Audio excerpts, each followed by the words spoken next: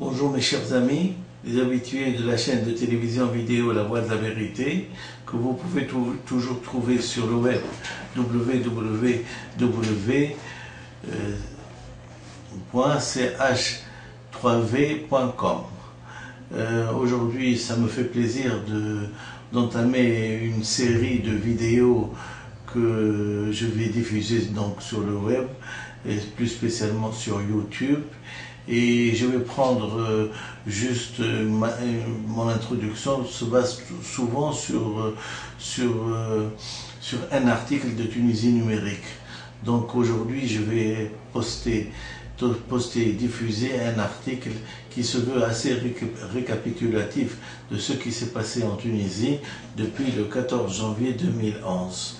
Et donc je vais le mettre à la suite de l'article sur Tunisie numérique du 11 mars 2014. Tunisie, le Front du Salut met en place une commission pour le suivi de la feuille de route. Le comité politique supérieur du Front du Salut a annoncé aujourd'hui, mardi 11 mars 2014, la mise en place d'une commission de suivi de l'application de la feuille de route. Le suivi concernera la dissolution de la Ligue de la protection de la Révolution, la révision des nominations et l'amélioration de la situation générale en Tunisie. Le Front du Salut dénonce aussi la campagne électorale menée par le président de la République et le président de l'Assemblée nationale constituante avant même la validation de la loi électorale. Donc on va se baser donc sur le passé, sur ce qui s'est passé depuis le 14 janvier 2011, et on aboutira bien sûr sur ces personnages pittoresques de la Révolution, le président de la République et le président de l'Assemblée constituante. Donc je lis l'article.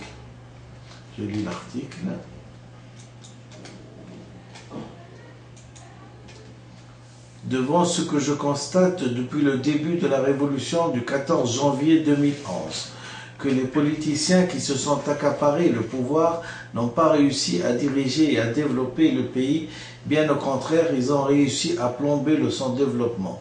Des politiciens ont été ballottés comme une planche dans un océan, au gré des vagues et au gré du vent. C'est ainsi qu'on a tout essayé, des anciens bayours, des nouveaux Nahdawi, des islamistes modérés, des islamistes extrémistes, des terroristes en tout genre, les charaïstes, ceux qui prétendent faire partie des républicains, les convaincus de la légitimité des droits de l'homme, les experts en économie, les analystes en tout genre, font, et nous voilà aujourd'hui à la dernière station, enfin mêlés à la sauce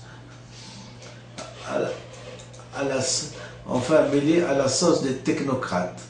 Après cette date du 14 janvier 2011, personne n'a réussi à diriger le pays pour la bonne et unique raison, c'est que personne n'avait le quantum nécessaire de culture pour diriger le pays.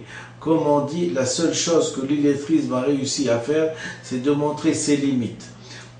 Personne n'a réussi à diriger le pays, posant parfois la question, est-ce que l'indépendance n'a pas été le cadeau empoisonné de la France de nous laisser, nous, notre langue, nous, notre territoire et surtout notre langue?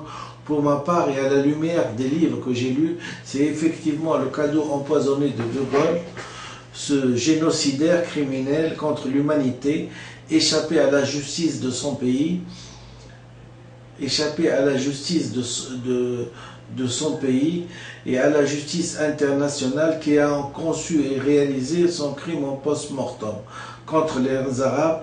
Donc nos nouveaux dirigeants n'ont pas contre les Arabes. Donc ceci c'est pour l'histoire. C'est le cadeau empoisonné, donc, que je dis, du général de Gaulle.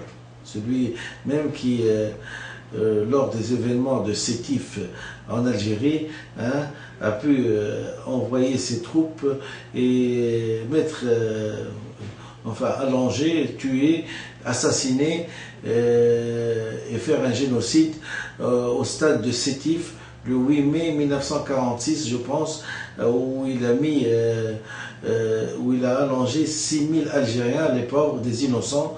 Hein, il a, comment dire, réalisé son suicide. Et avec ça, il a pu, après, en dehors de toute justice sur ce personnage, il n'a pas eu ce qu'on appelle un procès à la Nuremberg, et malgré ça, il s'est maintenu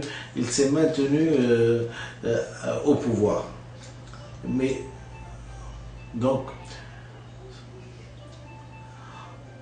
nos nouveaux dirigeants n'ont pas réussi à diriger le pays, n'ont pas réussi à convaincre les Tunisiens que par leur savoir, ils allaient enfin vivre mieux, de façon plus équitable, plus humaine que leurs enfants. Ils allaient recevoir une éducation honnête qui leur évitera la voie du terrorisme. Et que si eux, ils n'ont pas réussi dans cette entreprise de la faute de Bayour, leurs enfants prendraient leur revanche à leur place. C'était compté sans la cupidité, l'égoïsme et le manque de responsabilité de reliquats des monarchies qui ont enfanté des roitelets pour prendre la main de la direction de la République tunisienne depuis 1956. Depuis 1956, et après la révolution, après la révolution du 14 janvier 2011, nous avons eu exactement pareil, 3 gouvernements qui se sont succédés sans le moindre résultat sur la population, sinon la dilapidation des finances de la République. Il faut imaginer les 40 voleurs dans la grotte d'Ali Baba, à qui mettra le plus d'argent dans ses poches.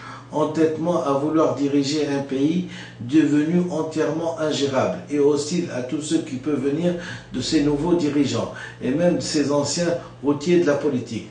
La Tunisie veut tourner la page et profiter du tsunami révolutionnaire pour changer complètement et de fond en comble la classe dirigeante, des corrompus sans résultat, sinon d'avoir été victime de leur illettrisme. La Tunisie a été victime de leur illettrisme, de leur ignorance, de leur jahl msiba mnaad Bourguiba.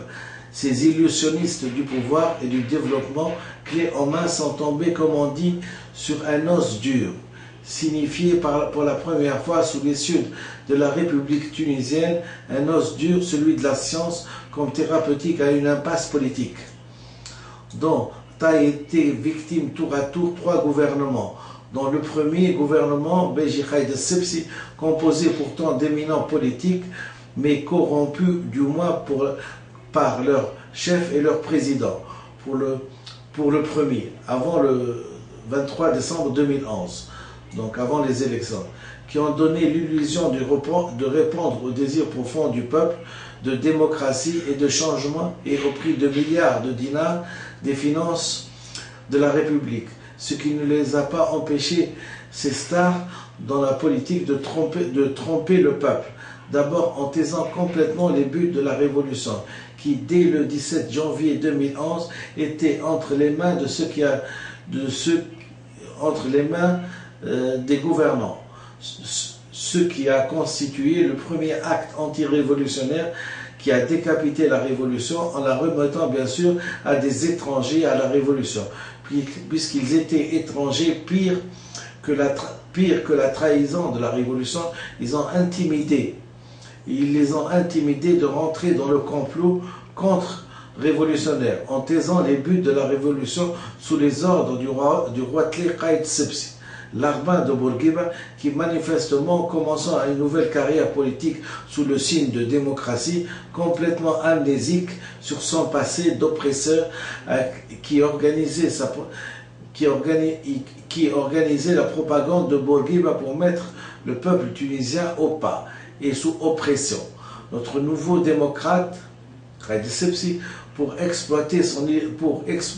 notre nouveau démocrate a bien exploité l'illettrisme et l'ignorance du peuple tunisien et il n'a jamais contribué à donner une culture saine à ce peuple.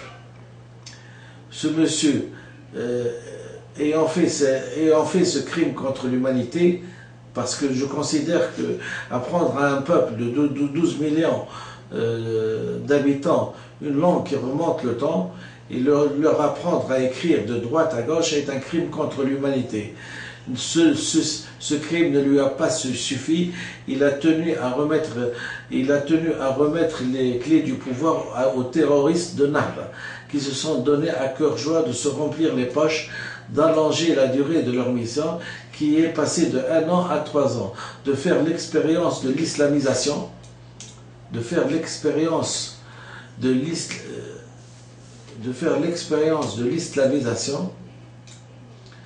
à outrance. Nous voilà donc maintenant à faire l'expérience des technocrates, à qui tous les citoyens semblent être convaincus que le miracle tient à leur compétence mentale. Loin de vouloir vous décevoir chaque fois, et loin toujours de jouer à l'oiseau de mauvais augure, je puis d'ores et déjà vous annoncer que nous sommes exactement comme l'âne qui est coincé dans une impasse étroite, laquelle impasse, je vais vous la nommer comme un âne faisant Sidi Boras, Sidi Abdeslam. Et si vous suivez bien ce que je dis, c'est bien un natif de Zankrat Sidi Boras, Sidi Abdeslam, qui a la réponse comment sortir de l'impasse. Et l'unique chemin à emprunter pour sortir de la jungle du sous-développement, et qui vous permettra de réussir là où 3 gouvernements ont échoué. Les 3. D'abord, il faut être pragmatique et imiter à la lettre, je dis bien presque au mot à mot, les révolutions qui ont réussi. Et la révolution chinoise est un exemple à suivre devant l'entêtement de vouloir changer sans la révolution, donc sans programme.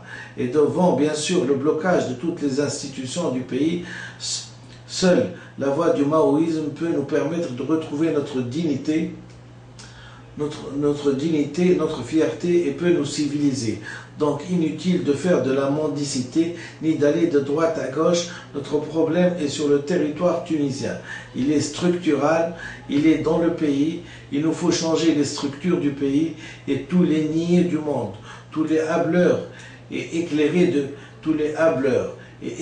de culture par les lumières des cieux n'y peuvent rien pour la Tunisie à l'état actuel des choses. Ces génies de la politique accourus, soit comme invités ou convoqués pour leur éminence, ne peuvent rien. Nous avons un problème de structure. Il nous faut détruire pour tout reconstruire. Pas les bâtiments, mais les mentalités, chose qui n'a pas besoin d'être déclarée et qui se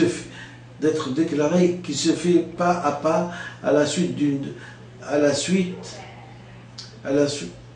pas à pas. Et on ne peut pas changer à la suite d'une déclaration du genre « je vais changer les mentalités ». Je crois que c'est le sens de la révolution qu'il nous faut chercher et qu'il nous faut découvrir, qu'il nous faut appliquer, et donc il est inutile de se précipiter vers le siège pour occuper un siège politique, occuper la scène médiatique pour débiter des conneries. Donc il est grand temps que les imbéciles en tout genre, anciens, nouveaux et futurs, arrêtent de s'immiscer et à faire de la politique. La politique, c'est une culture, ce sont des études longues qui demandent une dizaine d'années d'études assis sur une chaise. Et en dehors de ce quantum de culture politique, nous faisons de la traîtrise pour notre pays et absolument pas de la politique. Et nous contribuons à son appauvrissement qu'à son enrichissement. Et de surcroît, devant une justice non corrompue, nous faisons du faux et de l'usage de faux, avec une chose qui engage l'existence des citoyens. Pour la première étape, je vous propose le ramasse ordures pour tous ceux qui sont en train de recevoir une paie sans contrepartie, du plus haut dirigeant au dernier député, du plus haut chef de parti payé par la patrie, au plus simple secrétaire des centaines de millions pour des élections et un résultat avec des politiques qui n'ont jamais entendu parler de politique. Avant, c'est non seulement dramatique mais criminelle, car cet argent aurait pu contribuer, entre autres, à construire un toit à des centaines de familles nécessiteuses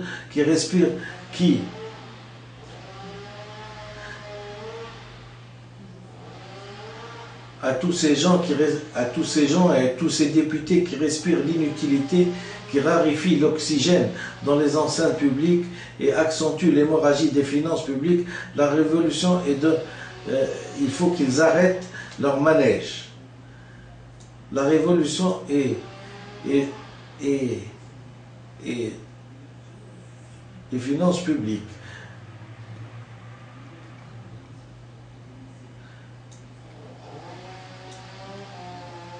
Ce ne sont pas les milliards qu'on a jetés le 23 octobre 2013 pour organiser des élections qui ont changé 1 millimètre du quotidien des Tunisiens. Il est inutile de changer Haj Moussa al-Haj. Si on n'a pas un projet dans la tête, le projet de la feuille de route est un projet de changement de personne avec un itinéraire de réforme qui aboutira tôt ou tard à la même impasse qu'aujourd'hui. Or, la révolution et toute proportion gardée est un tsunami qui veut d'abord un changement de structure du pays, qui veut une planification à long terme. Il ne faut pas se bercer d'illusions, il faut commencer par le commencement d'abord. Il ne faut pas croire un instant que le miracle tient à une élection, ni à un président, ni à un grand magicien de la politique. C'est le peuple qui, seul discipliné, éclairé et faisant confiance à une élite intègre et non corrompue, qui fera réussir la révolution. L'exemple du comité de l'équipe dirigeante chinoise doit nous inspirer. La diffusion et la distribution à la population du petit livre rouge de Mao Tse-tung doit nous aider à cultiver la population en matière politique et finir par faire adhérer la population au changement révolutionnaire éclairé du docteur Benfissa Ahmed. Vive Mao, تحيا ثورة الشعب التونسي للاحترام للمعطى والمكتسب. المعطى والمكتسب. En conclusion.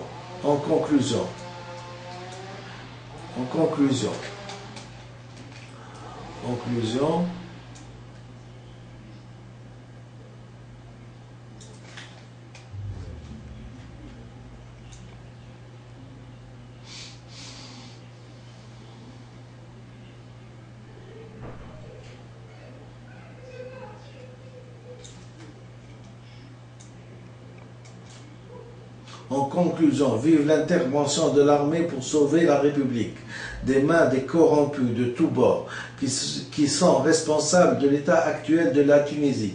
Vive le peuple. Un peuple qui n'a pas une armée populaire n'a rien. Mao. Vive l'armée populaire qui sauvera le pays des Beyours à la vraie cause du peuple. Vive l'intervention de l'armée qui sauvera la patrie des mains des usurpateurs du travail des autres, des mains de ceux qui ont dilapidé l'argent du peuple, des mains des fausses pièces en tout genre, des mains de l'illettrisme, de l'islamisme, de l'extrémisme, des menteurs et des arnaqueurs, de tous ceux qui ont nui une seule minute au droit du peuple à accéder à une civilisation évoluée, disposant d'une langue vivante et d'un avenir radieux. Je vous remercie infiniment de la part de Dr Benfissa Ahmed.